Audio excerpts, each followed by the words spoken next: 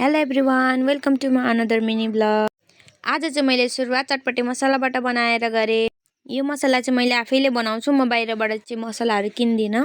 आज चाहिँ फेरि साथीहरू बिहानै 8 बजे एउटा भाइ आएको चटपटे खानु भनेर स्कुल जाँदै उसलाई पनि मैले चटपटे छिटो बनाएर दिएँ। मैले बनाएको चटपटे चाहिँ प्राय प्याकिङ गरेर नै लानुहुन्छ, अलिक परबाट आएर।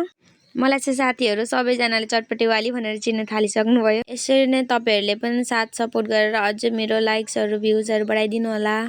यस्तो भन्दै म चाहिँ आफ्नो फेरि कहानी सुरु गर्नेछु। मैले चाहिँ साथीहरू रेस्टुरेन्टमा चाहिँ एउटा वेटरको रूपमा काम गरेको थिएँ। त्यसमध्ये मैले भनेको थिएँ कि सिनियरहरूको गाली खानुपर्छ भनेर।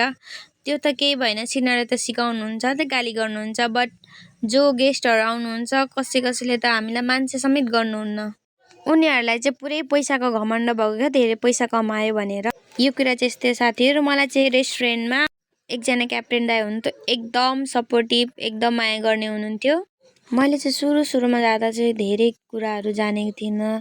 दाइले चाहिँ मलाई एकदम सिकाउनु भयो, बुझाउनु भयो। मैले 100 चोटि सोधे पनि उहाँले चाहिँ सिकाइराख्नुहुन्थ्यो।